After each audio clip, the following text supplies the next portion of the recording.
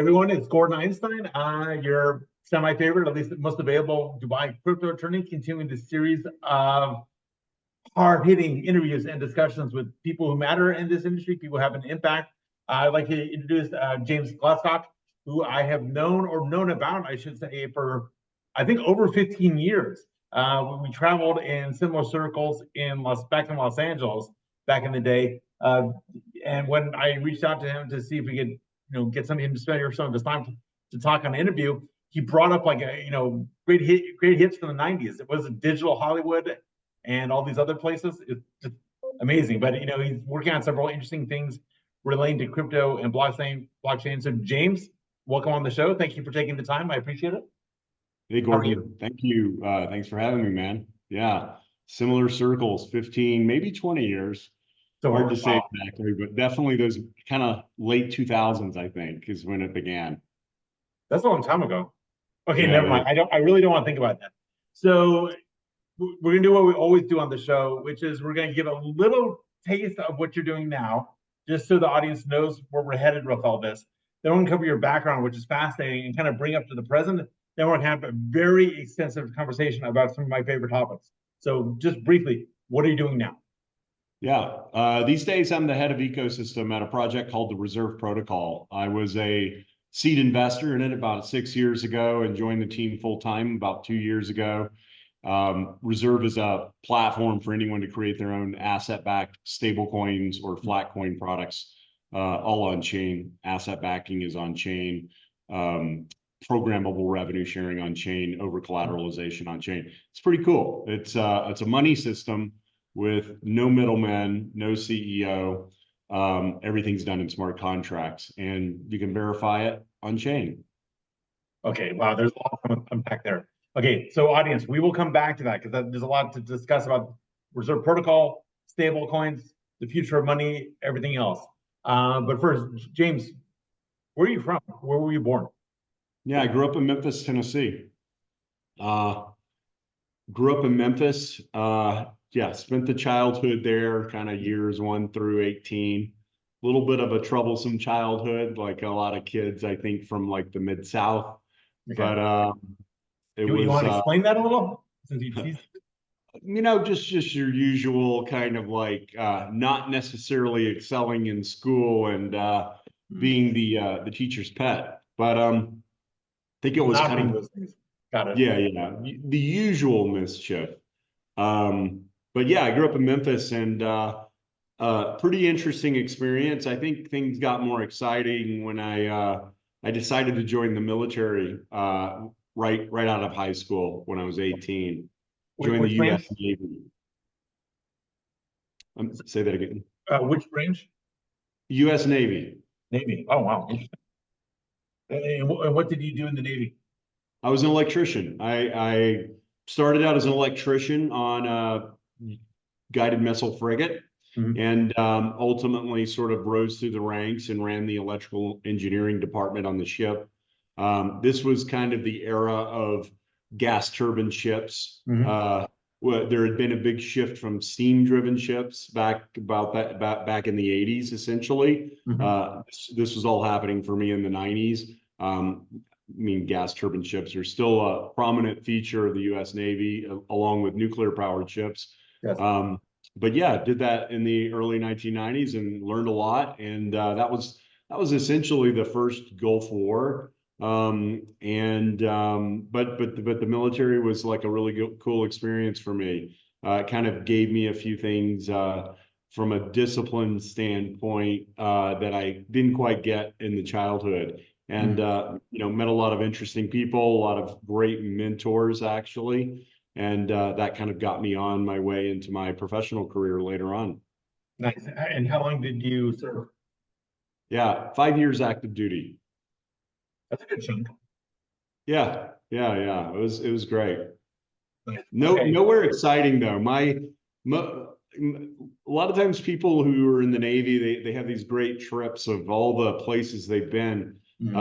Most of my time was spent in San Diego and Long Beach, and the ship we were on did a lot of circles in the middle of the ocean. We didn't go to Japan and Philippines and Australia. they call that a Westpac, a Western Pacific cruise, where you just, maybe go to 20 countries on a tour over 6 months.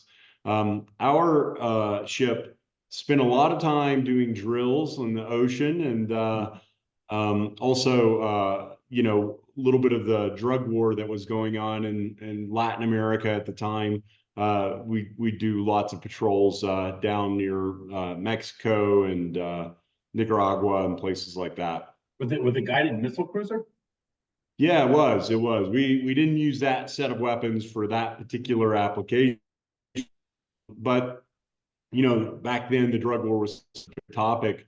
They leveraged U.S. Navy along with the Coast Guard to, hopefully help, kind of put some friction out there for what was happening at the time.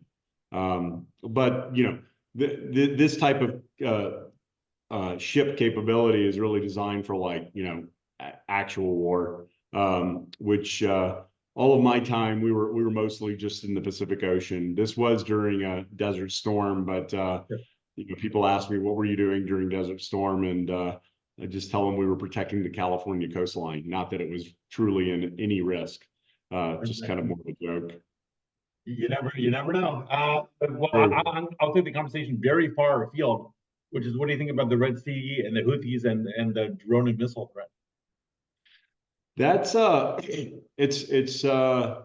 it's interesting. Right when I joined the military, when I was in the Navy, this was right after the USS Cole was attacked. I don't know if you remember. Of course, yeah, 100%. Yeah, yeah, and that was essentially, kind of like a little boat with some bombs on it, TNT or something like that. I don't know specifically what it was, but they blew a very large hole in the side of the ship. A few people got killed. And a ship doesn't sink. Navy ships are designed with this idea of compartmentalization all throughout. So you have, like, watertight integrity. So you can have a large hole in the ship. You can flood that compartment, but it's actually sealed on both sides, so the ship can get itself home.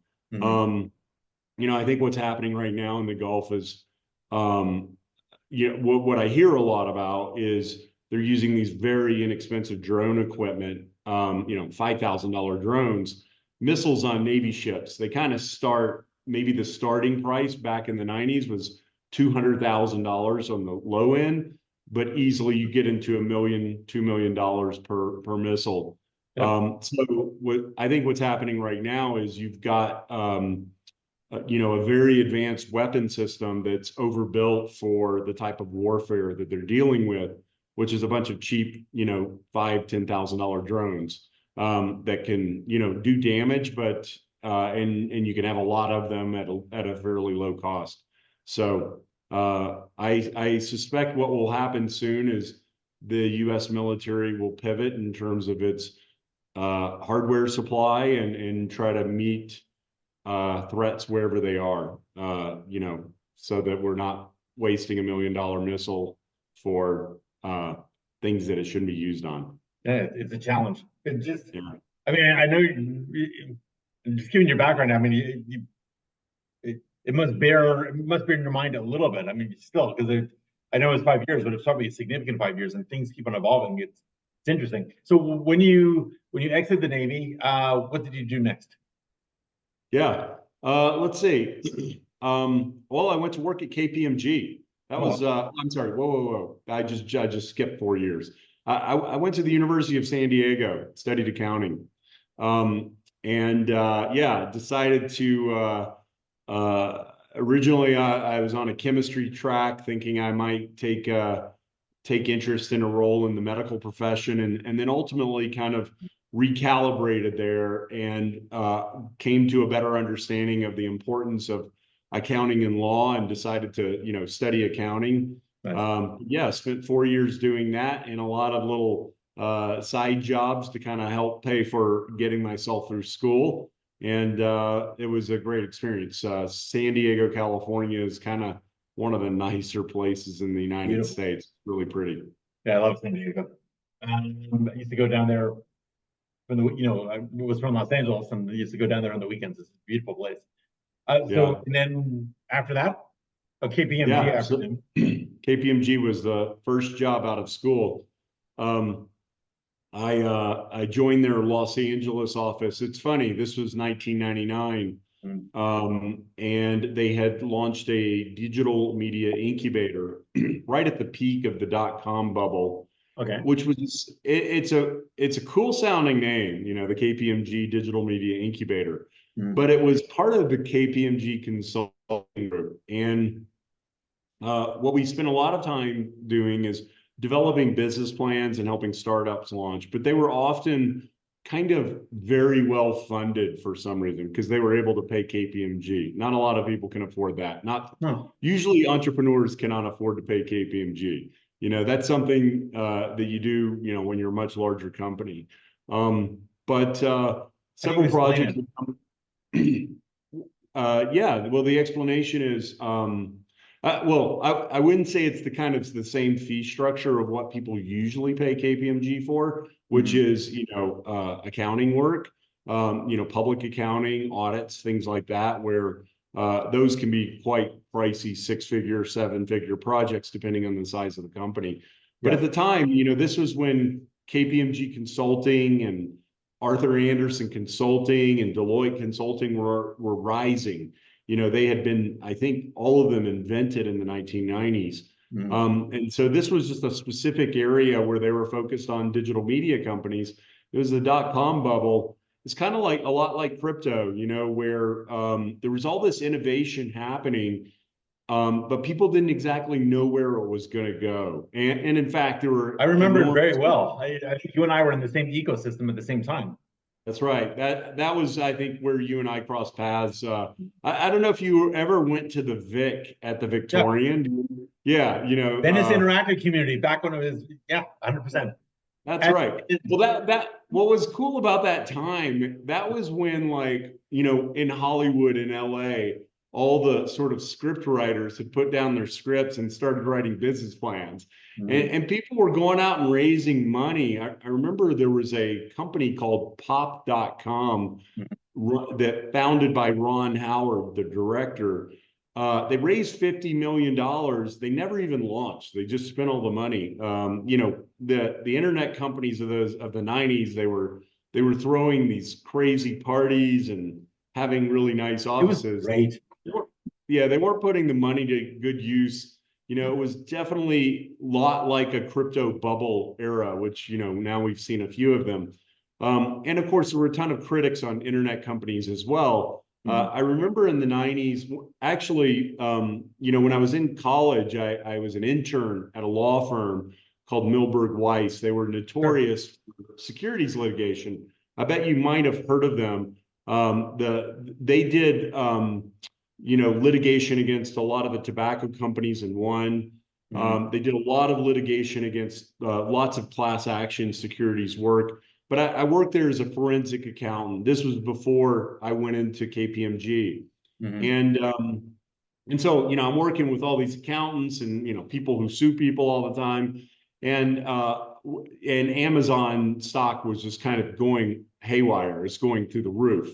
And I remember several of the folks there, they're like, Amazon's a fraud. This thing is going to go out of business. This is not the right way to run a business and so forth. And there was a lot of that mentality in the late 90s of how all of this new innovation was wrong or fraudulent or being used for porn or, things like that, the internet. It's kind of like what they say about crypto. It's used by criminals, right? The internet was being used by criminals. Everyone's a criminal when you disagree with them. Yeah.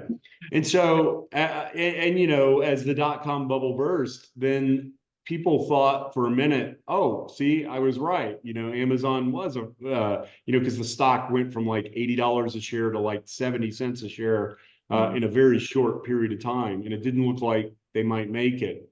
But, I love having gone through that experience and then gone through the FUD cycles of crypto, the last 3 of them, where it's always the same set of headlines.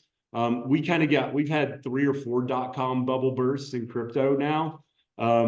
So it's just like an interesting parallel to realize, we actually are all going to make it. Don't believe everything you read in the headlines. I'm pretty sure we're going to get, Bitcoin crashed to 65,000 today. Heaven forbid. You realize how crazy it is that this little thing is $65,000. I mean, you can buy a car for one of these, a decent car. It's nuts. Yeah. You know, Yeah. it's not like it's not like the tulips where it just did it once and then you never heard from it again. It's just revisiting where it was a couple years ago. No big Yeah. deal. Yeah. These are just blips. I tell people, we as humans, we want to judge something. It's like human nature to pass judgment. Just so, we're all trying to get our heads around what is this thing and trying to like a model for what it is and how it fits into the system. But where crypto is right now is what I'd call like the 1994 internet, which up until about 3 months ago, crypto's penetration in monthly active users arguably was probably around 10 million monthly active users on the planet, which is about the equivalent of the 1994 internet.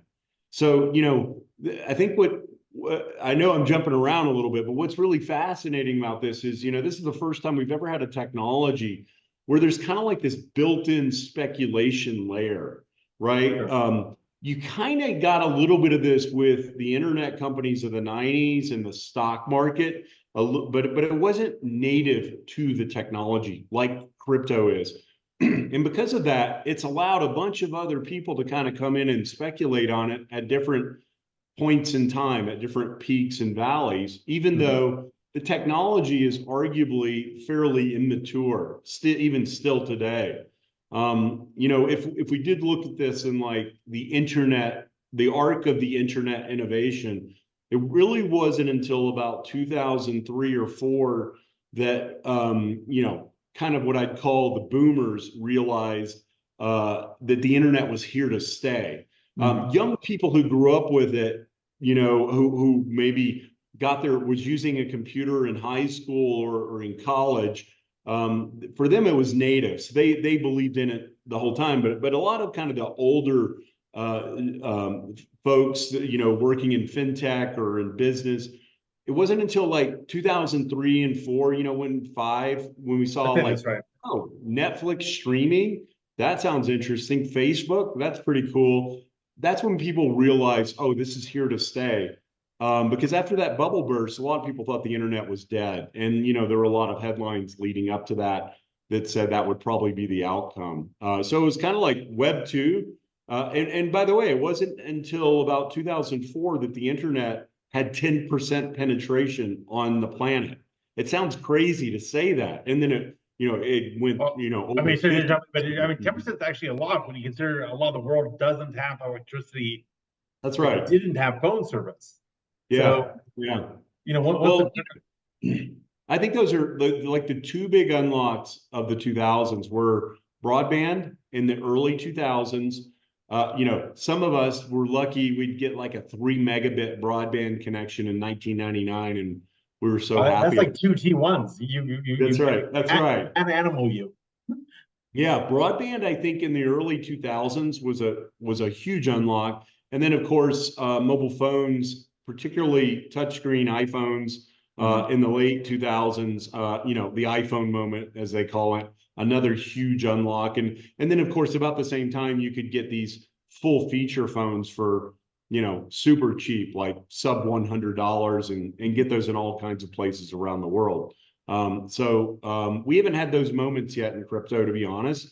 Maybe in retrospect, we might look back and say the Bitcoin ETF was one of those moments, but I'm not so sure about that. I don't think we've broken through with ease of use of the technology. There's a lot of work to do there, and it'll be done.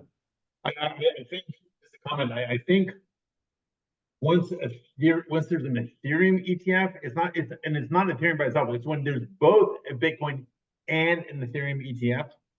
I think it's gonna have societal and legal consequences because it's gonna desecuritize Ethereum in everyone's eyes. It has to. Yeah. Right? And then once that happens, you can have a transactional currency that grows in value, then there's gonna be some knock-on changes after that. But maybe that's a whole different show. What was your involvement in the sort of digital ecosystem during this period before you got into crypto? Yeah. So, I spent this time at the KPMG Media Incubator in 1999 and 2000. And then I joined a venture capital firm in Los Angeles called Zone Ventures. It was the Draper Fisher Jurvetson in LA. You might remember at the time they were doing this event called Zone Club. And it was, literally the coolest thing in town. Tech VC was not a thing in Los Angeles until Zone Ventures in around 2000, 2001.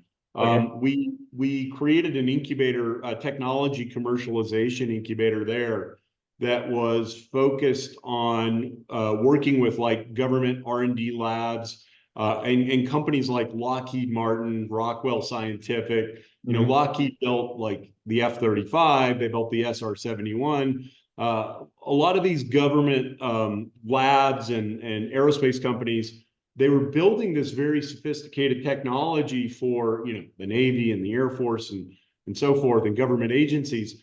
And they were sitting on a massive trove of patents. So all of our time was spent on looking at patents and meeting with scientists in those labs and trying to figure out how to commercialize that technology into consumer applications. That was also like a moment in time where incubators had just exploded in popularity. You might remember at the time, Idea Lab was a thing. It really set the tone, and essentially gave us what Google Ads is today. A company that was created, I think, Overture, and then sold to Yahoo, and Google created their own and bought some companies. But Idea Lab generated some of the most interesting companies of that era. Its founder was really sort of well respected in the space. And then about that same time, you saw in commercialization incubators pop up at Coca-Cola, UPS, VC firms, military firms, all over the place. And we were doing that same thing as well. It was a beautiful time. Yeah, it was really Santa Monica interesting. was popping. Yeah. And Yeah. clean. Well, the interesting thing that happened is as we were building it started to turn into the wrong time to be building an incubator. Because when the bubble burst, all the capital dried up, right? And I remember, what the VCs would say at the time. They just went to play golf for 4 years. That was like kind of the little giggle on the street about it. And it was hard to get meetings for capital. This project was called, it was an offshoot of Zone Ventures. It's called the Zone Reactor. It had some success. One of the technologies we commercialized did come out of Lockheed Martin. It's called FOBWATM, which is an interesting name, which is just an acronym for fiber optic bus wave division multiplexing. It was an optical communications technology that they used on aircraft to replace all the copper, thousands of pounds or hundreds of pounds to thousands of pounds of copper with fiber optics. Later on, we applied that technology to put into commercial aircraft. What we didn't see coming, and this was much later than my time, is Wi-Fi replaced the fiber, wireless communications. But I know, that's interesting. Yeah, it was a cool experience. Definitely got some. I saw the F-35 long before, which is one of the primary jets used by the Navy, Marines, and Air Force today. Many years before it was sort of fully approved. So it was cool working, going over to Lockheed up in trying to remember, Palmdale, California. Yeah. Wow. And so it sounds like you weren't just commercializing. It sounds like you weren't just commercializing for consumers. It sounds like there was a business in there also. Yeah. It's a huge stretch to make it work for consumers. The product that we developed was for airlines and aircraft manufacturers, commercial aircraft manufacturers, to retrofit existing aircraft and put these lighter weight fiber optic communication systems in the aircraft. Looked at a lot of other types of technologies like being able to view through clouds. I can't even remember the name of it, but another fancy acronym that's actually quite used in a lot of places. And, these days, I think, well, Teslas are using video cameras to be able to look at cars around them. But there's a bunch of technologies for this, whether you're using cameras or some type of higher frequency technology to be able to see through, see down the road and make sure you don't, hit anything that you don't want to. That's important. Now, fast forward a little bit. What was your crypto or blockchain epiphany? How did that happen? Yeah. I skipped one thing, quickie. Sure. Left Zone Ventures, went to work in strategy and ops at Turner Broadcasting in Atlanta. Mm-hmm. Turner, famous for launching CNN and TBS and a bunch of networks. That was cool. After my stint with incubators and venture capital, I thought, I should probably get some operational experience, because what I spent all my days doing is trying to talk with people who had operational experience. And I was more of an analyst, not an operator. So I was like, I should get some operational experience. Yeah, so I went to Turner, worked in their technology group, went to Playboy TV, helped launch some of their video on demand networks. Video on demand was a new technology in the late 2000s. Yes. Cable companies like Time Warner Cable and satellite companies like DirecTV were launching these services all around the world. Did that until about 2011, and did a lot of other things, kind of like in Hollywood, help with some film productions, things like that. But I had the luxury of having a friend community who were early Bitcoin adopters. OGs, founders of Tether. Are we talking about Craig? That's right. Craig, William, Brock, Reeve. Yeah, all those guys, friends of Michael Turpin. Some of them would be on Facebook every day in 2011 and 12 ranting about Bitcoin. Mm-hmm. And I finally, I was like, okay, I should probably check this out. And so finally, by the end of 2013, Bitcoin was peaking again. I think Bitcoin reached $1,000 in January of 2014. Mm-hmm. Maybe even December 2013, which was the top at the time. 6 months later, it had dropped 80%. This was the Mt. Gox hack, I think, happened in like February 2014. So, I finally succumbed and bought myself in at the top of the market. And I was like, cool, let's check this out. And it was wild. Back then, you filled out a form on a website, you sent a wire to some people, and 2 or 3 weeks later, I think I got like a hardware, a Bitcoin private key in the mail. I got it through snail mail. Yeah. They didn't email it to you. You got it in the mail. And that's how I bought my first Bitcoin. It's crazy. Wow. And then of course, 6 months later, I think I bought it at like 11 or 1200. And 6 months later, it was like 250. And I was like, man, that's not great. I'm done with this forever. Bitcoin is going to fail. Yeah, seriously. Well, it's funny, right about that same time, Coinbase had launched this ability to drip into an account a few $100 a month. You drip whatever you want, $20 a month if you wanted. I think you could do $20 a month.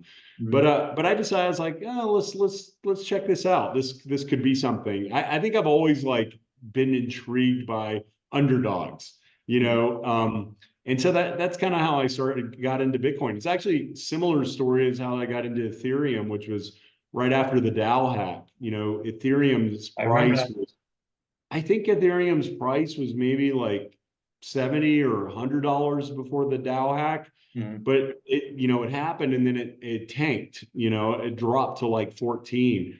And I was like, oh, cool. I think I'll buy some of this too. And that's how I started getting educated on like the digital asset space. I like to learn by doing. Yes. And I didn't really get super aggressive about the learning part until about 2016. started seeing the prices tick up on things, and I was like, oh wow. And I'd been Actually, I accumulating. say, let me break in for 1 second. So you made a comment a few minutes ago that it's interesting that crypto has the speculation layer almost built in, despite the fact that the technology, I think everyone would agree, isn't ripe. I think I agree with you, and I think that's great because even if the speculation is premature, it catches people's interest. The fact that you have crypto when it goes up and down and fluctuates, and can potentially like make a lot of money or lose a lot of money. It Yeah, captures the ADHD interest of the world long enough that the technology gets dragged on behind it. And even that's when right. people lose interest, every single day it's getting a little bit better. And so what if if there's a crest of speculation a little bit ahead? To me, it's fine. It's just keeping people's eye on the ball. Whereas if you Yeah, have some technology that takes 10 years to go public or show something, I mean, you could design Bitcoin at a think tank and made it perfect, but no one would do anything with it because no one would know about it. It wouldn't be adopted. It's the speculation that drives adoption. So it's to me, it's fine. it's I like it. yeah, it's really important. Sometimes you'll see some critics on crypto Twitter and other places. They'll be like, Bitcoin's been around for 15 years and nobody's using it. And so to your point, though, what's happening is the adoption and the excitement is happening at a faster rate because of that speculative layer. Yeah. But the funny thing is 15 years is not a very long time, right? The internet, really, people didn't get excited about it until about 1994 or 95. But the earliest iterations, the invention of it was like the late 60s, right? So that's like 20 years. You look at automobiles, invention late 1800s. Yes. People didn't really get excited about it till the kind of 1915 to 1925 era, 20, 25 years, maybe 30 years. I haven't done the math on it. And so those cycles from invention to adoption, to widespread adoption, it takes a long time, actually. I don't actually think crypto is going to take that long at all. Here we are well, I guess we're at the 16-year birthday nearby for Bitcoin pretty soon. Yeah. This will all happen on a much sort of accelerate. I'm a big fan of, Ray Kurzweil and something he calls the law of accelerating returns, which is how everything is happening at a much faster pace here in the future than it did, 50 years ago or 100 years ago or whatever. And so I think we'll see the same thing with digital assets. It won't take the commercialization and adoption of digital assets will not take as long as the commercialization and adoption as, the internet, the first generation internet. I'll leave it. I'll do one better. Okay, when people say that Bitcoin's not being used yet, I say they're misunderstanding what's going on. Yes, it's marketed as digital cash. And in the layperson mind, they associate cash with spending cash. They don't associate cash with holding cash. Yeah. But the mere act of buying Bitcoin is using it. You don't need to send it to someone else to use it. No, why? You don't keep cash underneath your mattress because of inflation and because of theft and because of damage and everything else. If you weren't nervous about inflation and you weren't nervous about theft or fire, you would keep cash under your mattress. You wouldn't have to put it in a bank. Why put it in a bank if you're not getting any interest and the government can take it? So the act of being able to hold onto value by holding Bitcoin, we've already adopted it. Anyone who owns Bitcoin is using it for its use already. Yeah, that's right. So I think it's already working now. I mean, I think everyone knows, I got some, and I'm very happy that I do. Put me in a completely different situation in life, and I'm not saying anything that people don't know, but it wasn't the spending of it that put me there. It was the acquiring and holding it. So, whoever says that on crypto Twitter, I think is a non-holder who hates life, and they're just angry. I think something that's interesting that you're talking about is basically a paradigm shift in thinking, right? And it's funny, there's a societal norm that defines what cash is and that you should go spend it. Yes. Why is that a good idea? Like, that's actually kind of an issue. All of this sort of unproductive consumerism. We are entertaining ourselves with, let's just go shop, let's go spend, let's blow it. It That depends on. consumption as leisure. Yeah. I mean, I know another form of leisure. It's called let's go hiking in the mountains, and you don't need to spend any money. Let's go skiing. It could require a little money, but it is Especially now. funny, this sort of societal paradigm design. When you travel to somewhere like Japan or other places, they're built around running you up and down escalators to go shopping. I get it. Some people are super into it. I've kind of bored there, to be honest. I'd rather do something out in nature and, my Bitcoin, I prefer to hold it, not spend it. So, I hold it and they keep it warm at night. So I want to make sure we have enough time to talk about your reserve protocol. Yeah. Is there, let's just dive into that because there's a lot of meat there, if that's okay. So yeah, that'd be great. What is it, and number one, what is it, and number two, what was the inception for the idea?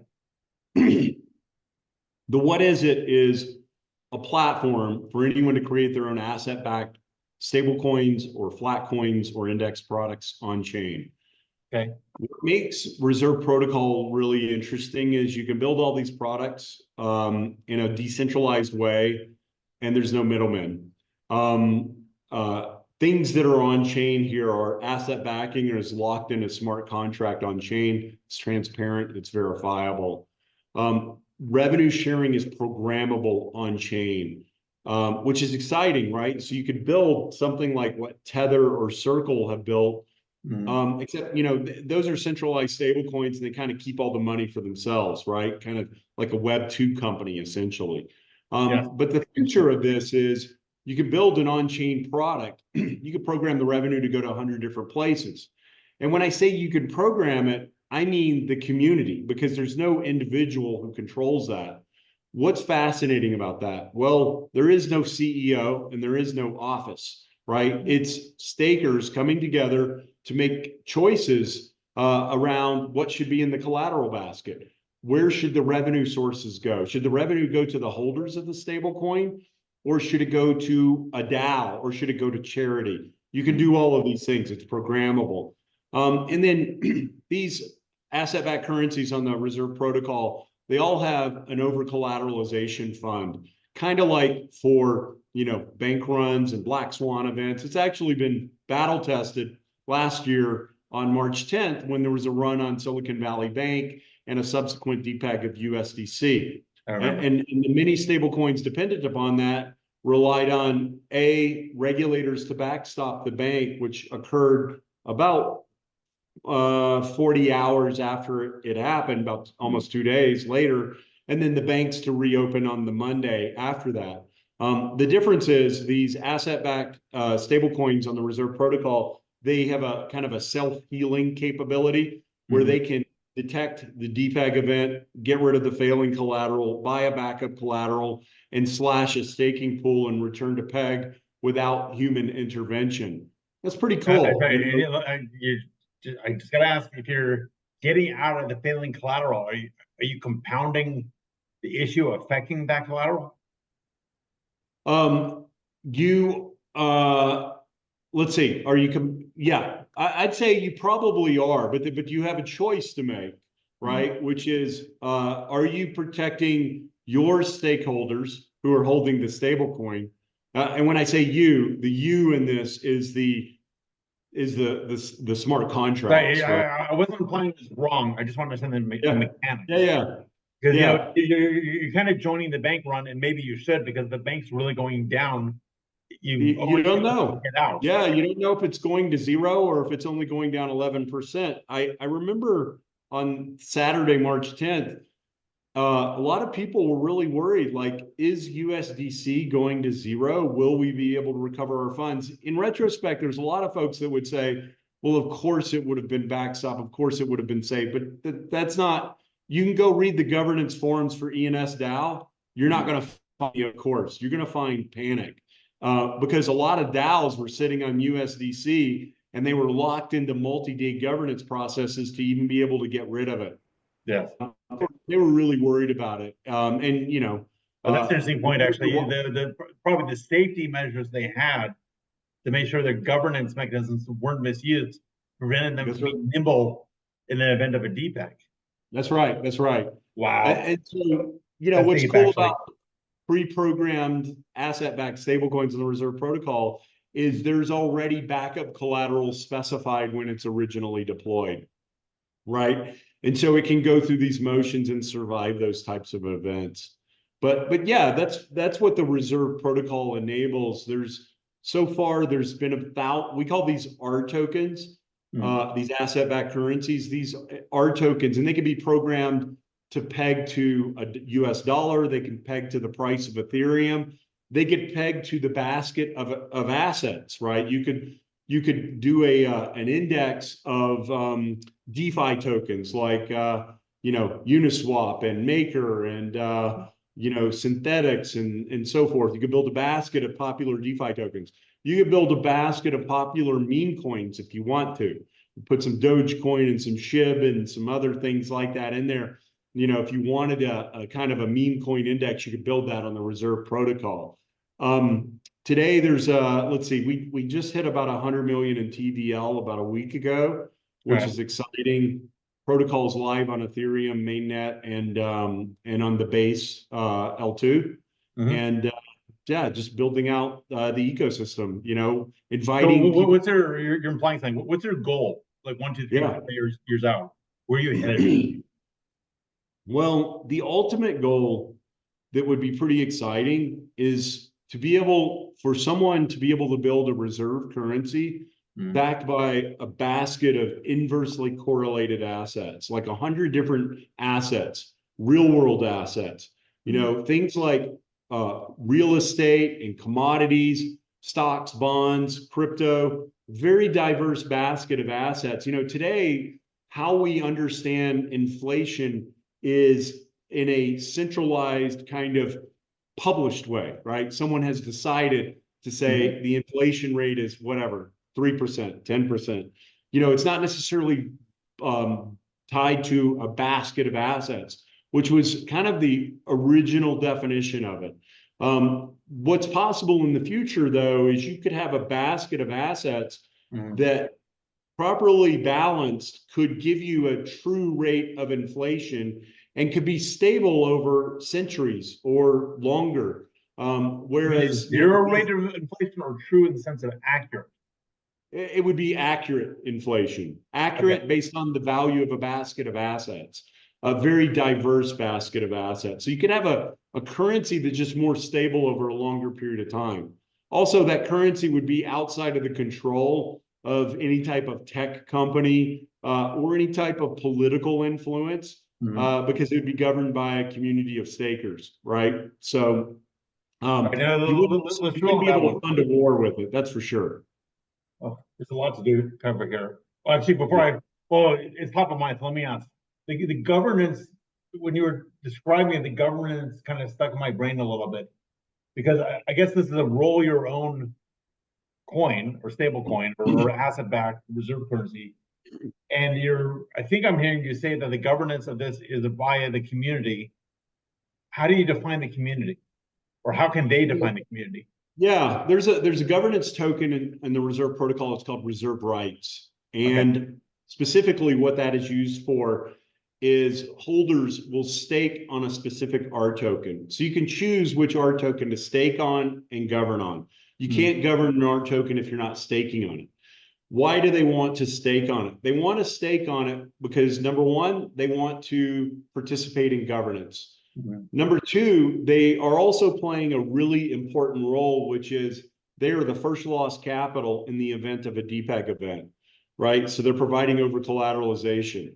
And then number three, why do they do that? They're doing it because they're getting a share of the revenue, of the yield for that stable coin. So that's how the kind of governance token is designed for each R token.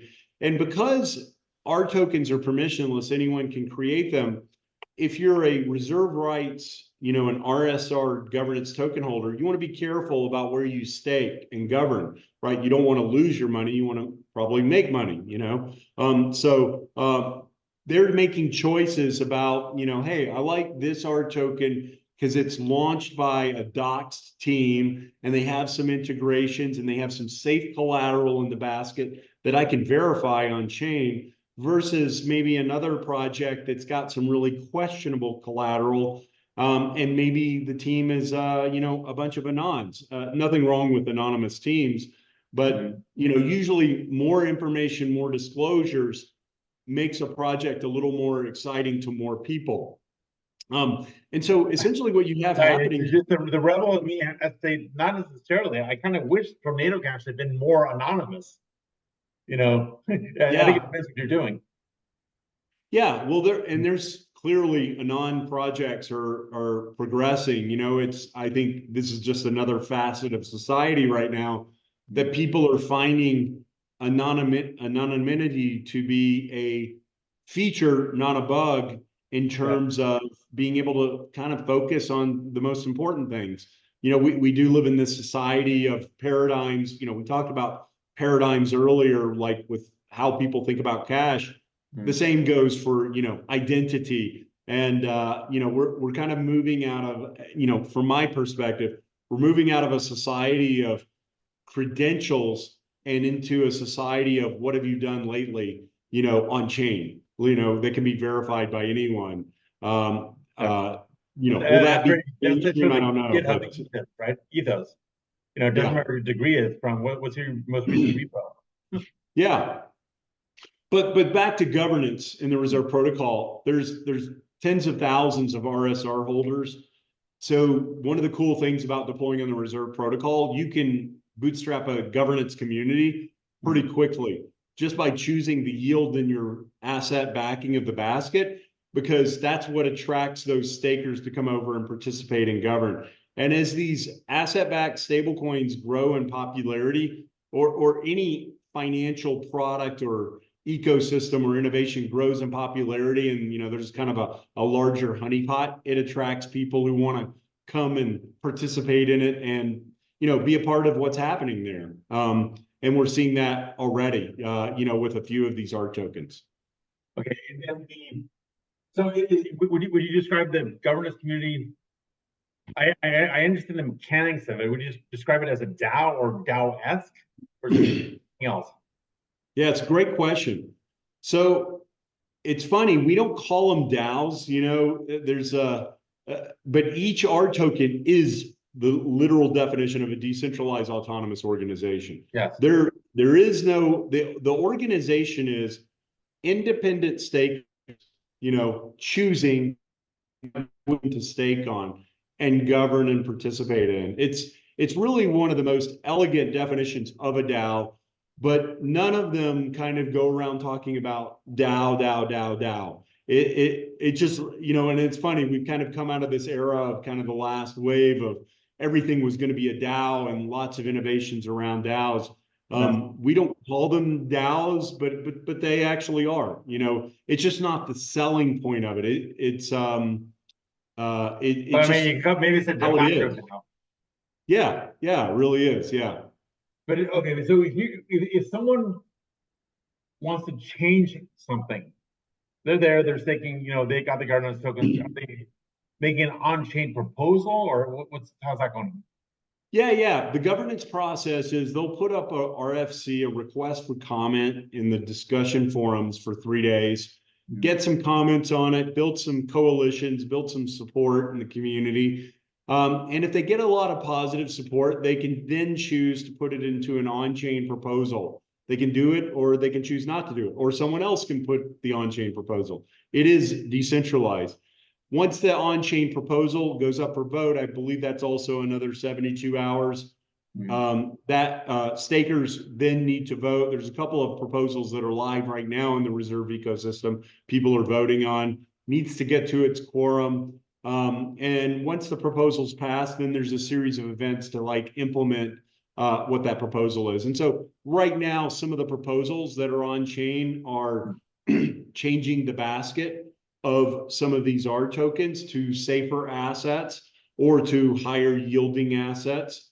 And then sometimes the governance on-chain proposals are a little more technical, like moving to a different structure for the auctions on the protocol, in the event of changing the basket or in the event of some type of bank run event or something like that. There's a bunch of customizable parameters for the reserve protocol that can only be changed. They can be initially set up by the person who deploys the R token, but once it's deployed, it can only be changed through governance, public governance. And that's where you need stakers to vote. And so that's what's happening right now with several R tokens. Once they're launched, they are not controlled by any individual. My next question. So if a vote goes through, is there sort of an automatic publishing of a new smart contract? What's the actual implementation mechanism? Yeah, we're getting into super technical territory. I'll do my best on the answer. Okay. But anyone who's interested in this should just drop into the Reserve Discord, and we'll ask the engineering team to get in on that. Usually these governance changes are switching to a different collateral plugin. So right now, so all of the collaterals on the Reserve protocol, the best collaterals are yield bearing. Why is that? Because that yield bearing collateral is what provides the revenue source for the stablecoin to be able to share revenue to a bunch of sources. So instead of using naked Tether as a asset backing, they'll use something like Aave Tether or Compound Tether, which are yield bearing forms of Tether. And to be able to do that, a collateral plugin has to be built for the Reserve protocol. What is a plugin? It's just a wrapper around the asset that allows the protocol to harvest the yield from the asset. When I call something Aave Tether, specifically what I mean is someone actually I'll do Compound USDC because I just deposited some a week ago. Right now, a week ago, I deposited some USDC in Compound and I'm earning 18% yield on it. Pretty cool. Cool savings account right there. And this is the thing that you and I will have to have an offline conversation about that because that's very interesting.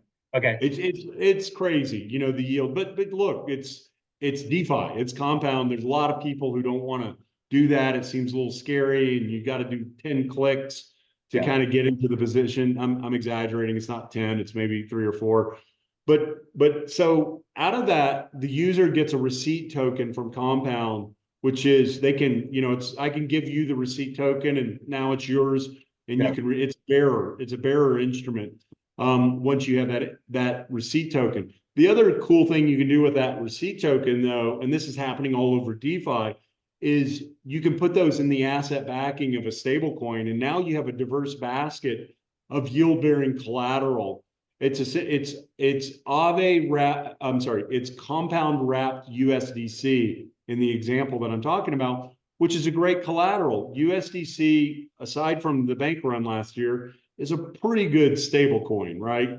I even argue it's stronger because of the bank run, because look what happened. Sure, that's right. That's right. Right. It has been stressed. It's not Luna. Yeah. And then the Compound protocol has never been hacked. And in fact, it's been forked many, many times.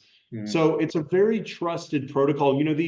What we're doing here in DeFi and in crypto is we want to use things that have Lindy effect. It's been used for a long time with no hacks, and and it's fairly stable, right, and resilient. I mean, that's kind of what people believe about the US dollar, right? It's kind of worked for a few hundred years, although some of us would say, hey, I see a lot of fractures with this thing.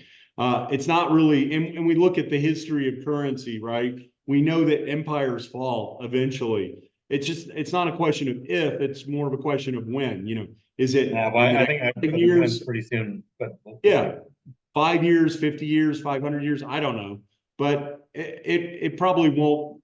It's not going to last forever. I don't know why it would. But yeah, back to the Reserve protocol. So these to be able to put yield bearing Compound USDC in a basket, someone's got to build a collateral plugin for it. Anyone can build these collateral plugins. Mhm. And essentially, when an R token is switching its basket, it's switching to, that new collateral plugin. I get it. Actually, I'll give you a little bit of alpha here. They just, I believe, some PayPal USD collateral plugins were built like this week, and so that's pretty exciting. So you're going to start to see PayPal USD and collateral baskets, a number of other really interesting assets also that'll be used in collateral baskets going forward. Interesting. All right, so let me ask you contrarian devil's advocate type questions.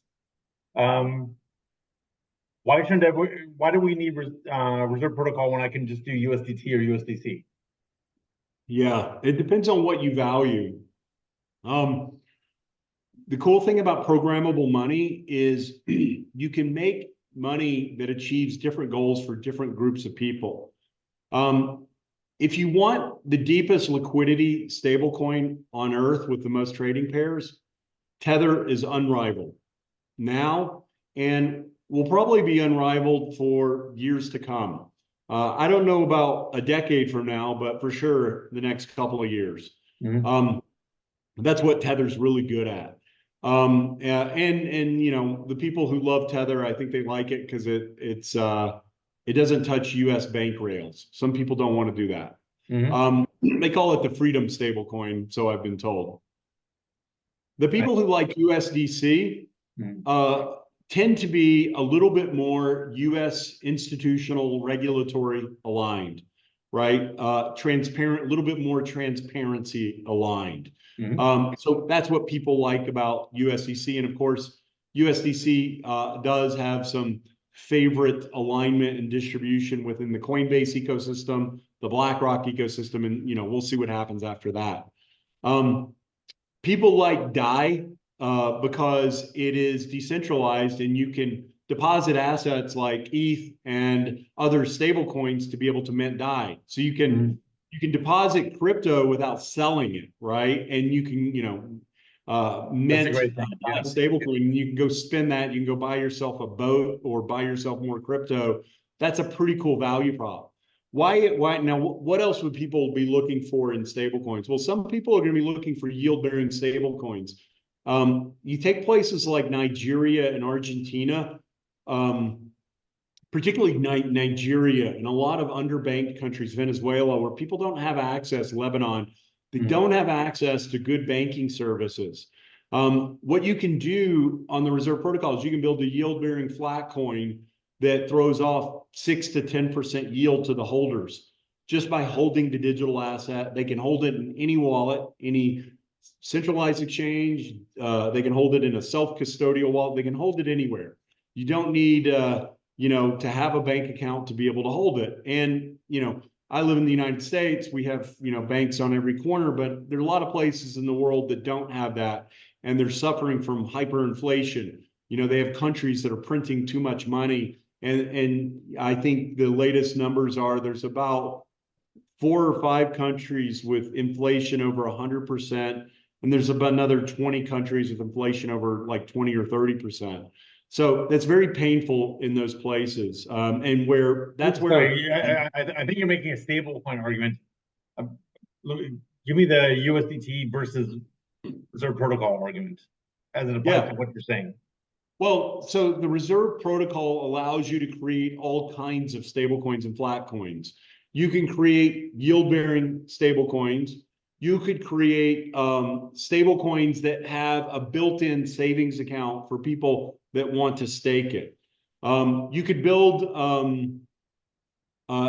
these stable coins that have programmable revenue distribution to charities. If you wanted to say, let's call it I see vote. what you're saying. So Yeah. you kind of fulfilling the promise of what Bitcoin was supposed to be in the sense that it's programmable internet money. Yeah, I think though the thing about Bitcoin is it is programmable money, but it's programmed, period. Yeah. And the programming might change. They might change kind of a couple of things to increase its security. But Bitcoin is not going to be all things to all people. Bitcoin's strength is it does one thing really good. It is the best in the world at what it does right now. And who knows, it might do some more things later. And now we've got ordinals and there's a whole Bitcoin DeFi ecosystem happening. So we'll see about that. But what you can do with Reserve Protocol, which is just really a kind of a different animal, is you can create these bespoke current. You don't have to have a global reserve currency in a world where you can trade any digital asset for any digital asset in real time. The reason the US dollar, I'd call US dollars and, Tether and USDC are just digital versions of this. I'd call them industrial age money, which is, it was a medium of account, a unit of exchange, and a store of value. Those are great functions to solve in the early 1900s. But now you have money that can do so much more than that. It can share its revenue with the holder. You can actually have transparency on like where are the reserves stored and what's the counterparty risk of those reserves. Even though USDC was kind of considered a blue chip stablecoin up until March of 2023, we learned pretty quickly that the counterparty risk was fairly concentrated and at substantial risk, and that won't change much in the future. Of course, they're taking steps to mitigate that, but now, what you can do with an on-chain currency is you could back it with a basket of 100 assets. And some of those assets can go to zero, and the stable coin can survive that. It's designed for that level of resilience because you have an over-collateralization fund to protect against those events for a little part of the basket. Honestly, it's come full circle to the old adage of don't put all your eggs in one basket. We're moving into a place with things like the Reserve Protocol and other people who might try to enable this where like we're just following the rules that maybe our mothers or our grandmothers taught us a long time ago. You'll be able to do that. You're getting algorithmic diversification, and like you said, yeah, and again, I'm just being devil's advocate, throwing out counter examples so you can knock them down. So you made a good distinction with Bitcoin. You said it's not programmable money; it's programmed money. I thought that was good. Let me throw central bank digital currencies. Yeah, what's bad? How do they compare? Well, CBDCs mean a lot of different things to different people. Depending on which government, is launching theirs, they have a different definition. I've seen CBDC specs, design specs, where there's an entire zero knowledge proof layer around privacy. And CBDC is kind of like a lightning rod, like it means the government, right? So immediately everybody kind of hates it and probably should. Kind of governments aren't exactly the epicenter for innovation. Right. Or privacy. That's not where it's going to come from. But if a government wanted to launch a CBDC and they needed and they didn't want to build a protocol from scratch, you could easily build it on the Reserve Protocol. The thing is, and they could fork the Reserve Protocol, and they could change the governance entirely. They don't have to use reserve rights. Is Reserve open source? Yeah, that's right. Anyone could fork it. It's all on GitHub. I could just fork it right now if I wanted to. That's right. Good. Okay, great. Yeah. Good. You'll lose some of the network effect of the capability. Of the community. There's definitely some benefits to having a built-in governance layer and a really elegant design. But you could do that. You could centrally you could fork it, and I don't know. Some government could probably come up with their own form of wanting to control it. But then who's going to use that? I think what's exciting. I was mostly getting at all the code is open source. Available on the open source license. That's right. Okay. Yeah. That's great. I haven't looked at what the license is, but you can go fork the code if you want to. I'm not a lawyer. I don't even know if that's been addressed. Here's a license. You can fork it for free or whatever. But I can tell you, none of us are focused on how to make fees off of people forking the protocol. We're focused on making a protocol that that people want to use, that they love, and it's immutable. The smart contracts that are on chain right now, there's no one in control of them. They have Pauser, and freezer functionality by the community. But we don't, those are mutable smart contracts. But I think what you're going for, it's, I remember a few years ago, everyone was talking about community coins. And it was, for better or for worse, faded. I think the idea of creating a bespoke asset-backed, de facto DAO governed coin with these with the over collateralization and the governance mechanisms can enable communities to form where they couldn't have before. I kind of like to see some American Indian tribes set up their tokens or coins on reserve. I think it'd be a good idea. It would be I think it's not a matter of if, it's a matter of when.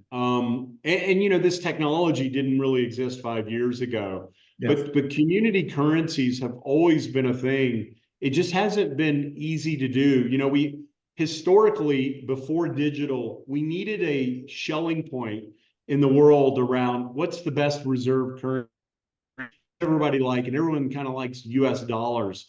Yeah. But now we're moving into this space where you can trade any digital asset for any digital asset, and it can be stable, and it's not controlled by some individual. And that's kind of important because that means you can trust it. If it's run by smart contracts instead of someone who has a political motivation or some type of corporate interest in the outcomes. That's really the power of community governance. And so every social network, every video game, every metaverse can have its own stable currency. And you and I saw this 6 years ago. Everyone's having their ICOs.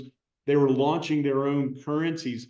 But the problem is volatile money is not a good use of money. It's not a good money. It's not money. It's a medium of exchange because you don't know if it's going to be worth zero tomorrow or double. You can't really run an economy on volatile money. You need stable money for that. And now, anyone can create their own. So that's fascinating.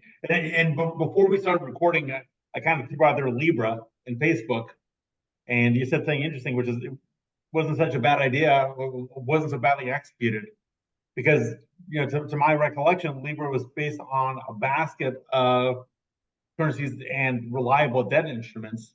So it was maybe not exchangeable for those, but it was at the very least backed by those. And then you had this sort of Libra alliance. So I know we're talking about reserve, but give me a minute on Libra and how you compare it to what you think. I think Libra had a lot of similarities to the reserve protocol. It's actually, I think, a good idea. But you're right, it was kind of like a co-op of partners managing the collateral and minting and redemption. And it was going to be built on top of what we would probably call the largest network state on Earth, right? Billions of users. And that's what scared the regulators is suddenly an entity with influence over 1 billion plus people could have its own currency. That was they probably might have been smarter to do some innovation and get some traction first. But yeah, that's kind of where that got stopped in its tracks. Mm-hmm.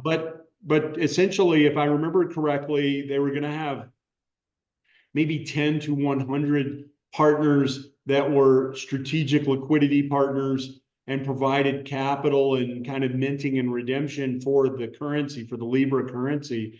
I think it was a pretty interesting idea. It's just really hard to launch those. It's like if Satoshi had kind of partnered with something with 1 billion users to launch Bitcoin, it wouldn't have worked, right? It probably would have been, maybe scared a lot of people, right? But because it came out of nowhere and it seemed really weird and complicated, no one took it serious until kind of recently. I remember in 2018, 2019, there was like this narrative for years with Bitcoin that the government's going to shut it down and that it's going to get hacked and quantum computing. And it's funny, that kind of just ceased recently. I'd say it ceased maybe in the last 3 years. Maybe it ceased in 2020. Maybe because the institutions are getting interested? Yeah, exactly. You know, BlackRock and the ETFs and stuff like that. You know, we just kind of got past the phase. And then, by the way, that's the same thing with the internet, right? You know, the 90s was, you know, the government's going to shut it down and, you know, it's being used by criminals. And then somehow we all came together and said, hey, actually, we need this technology. This makes people's lives better. Yeah. Same thing with Bitcoin, same thing with crypto will play out, I believe. I I think I agree with you in general. I think we are going to face a quantum challenge, but I think it can be managed Yeah. so long as the Bitcoin community can get its act together and put it through some changes. That's not a given the way that community operates, but Yeah. I think it's salvageable, you know, with salting and everything else. Yeah. One thing we skipped over is what was the inspiration or motivation for Reserve Protocol, and then how did you? What's your connection to it? What's your path into it, Sure. to creating? Yeah. I was a seed investor in Reserve in 2018. The project had been founded in 2017. Early? And yeah, yeah. And they were doing a lot of research. You know, actually, Reserve, they also, while building a permissionless protocol, they launched a centralized app in Latin America that grew to 18 countries, 600,000 users, and over $5 billion of stablecoin volume for about 3 or 4 years. They did this essentially as a prototype for asset-backed currencies, focus on hyperinflation markets. They started in Venezuela and Argentina, moved on to Mexico and several Venezuela. other. When was this? It was called the RPay app. No, sorry. When was this? When? Oh, this was let's see, 2019 to 2023. Sadly, 2023 was Operation Choke Point, which severed banking relationships with a lot of crypto businesses, Yeah. including this business. I wouldn't say severed completely, but challenged these businesses in a way that it made it fairly unsustainable, made it very difficult to operate. And it's interesting too, because the team that was operating that business, you know, the government's kind of big. They had gotten an OFAC license for Venezuela, which PayPal didn't even have an OFAC license. That's kind of what I was getting at when you saw the shock on my face I mean, there's two challenges with Venezuela. There's the OFAC license, or, you know, the exemption. And then That's right. Venezuela had pretensions for its own CBDC. Of course. You know, back in the day, oil back, I forget what it was called, like Petronas or something. So, well, I'll tell you, here's a fun fact. So Gabo Jimenez is he's one of the he heads up this project for us. Well, actually, it's a separate company in the Reserve ecosystem. He headed up RPay and its successor, which is now called Ugly Cash. I'll tell you two quick stories. So RPay had to pivot. What did they pivot to?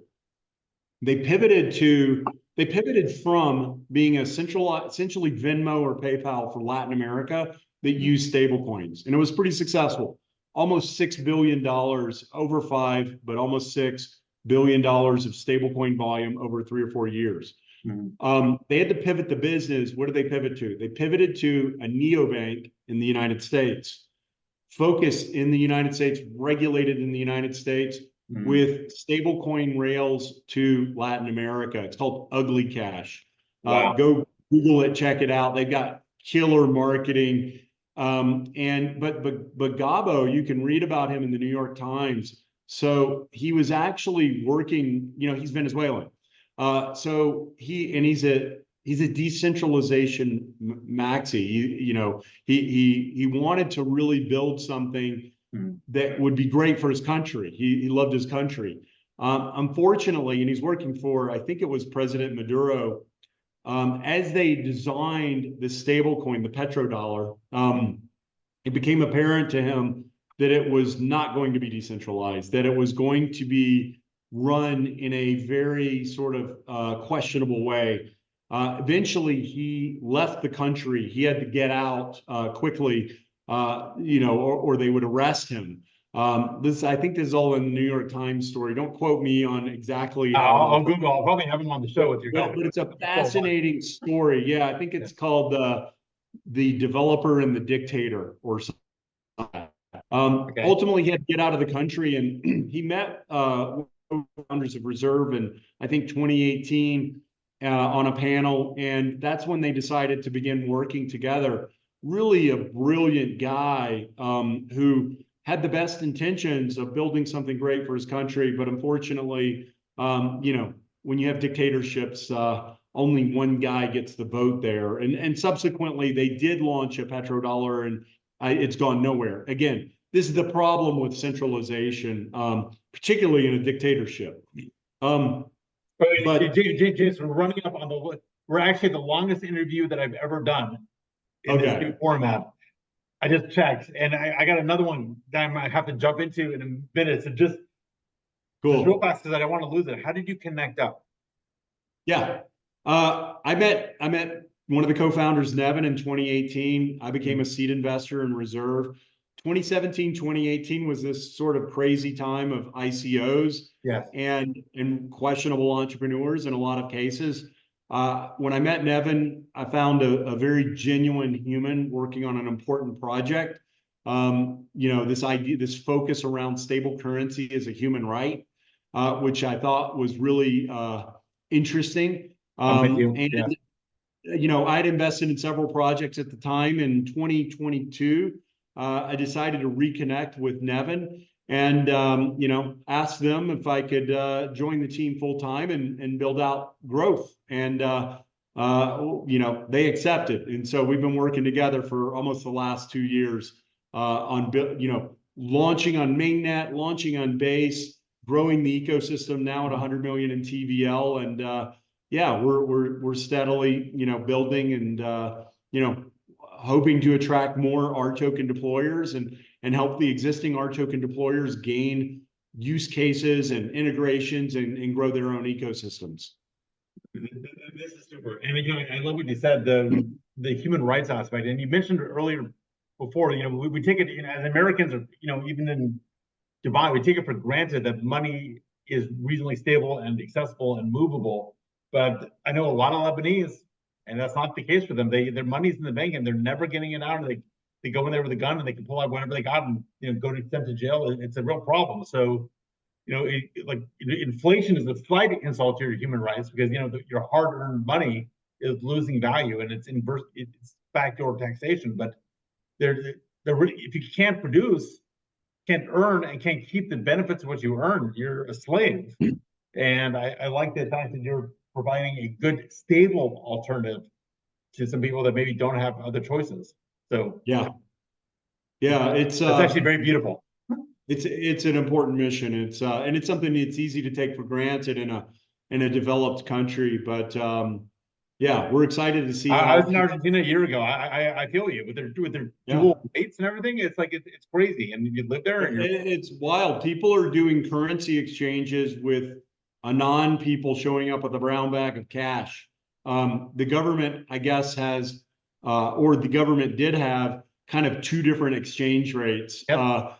Depending on how you wanted to get currency. I am kind of intrigued by what the new president is doing. He's really working hard to kill the debt in the country, and the citizens are making some sacrifices, but it seems promising for Argentina's future, to get their debt spending under control, get rid of the bureaucracy. Personally, I think he's great, and I hope he stays alive. Yeah. No, James. So it's great to have heard of you so well, so often, so long ago, and more recently, and then to have you magically appear on the show in 2024. You're over there, I'm here, and here we are talking about this, and common passion and everything else. I know you're busy. I know it's early there. I saw the dawn coming in as you were speaking, and now your room is well lit. So I just want to really appreciate the time that you took to talk today, and it's been very informative and very great. We'll include, obviously, in the show notes links to you and to Reserve Protocol. And for people who are interested, I'm sure you want to have conversations with them also. It sounds like there's a lot of communities that would benefit, a lot of projects and communities that would benefit from a conversation with you. So Appreciate it. Thank you so much, Gordon. I appreciate you having me. I really appreciate that. And thank you. And hope to connect in Dubai soon. You will. Yeah, I'm gonna stop the recording. 1 second.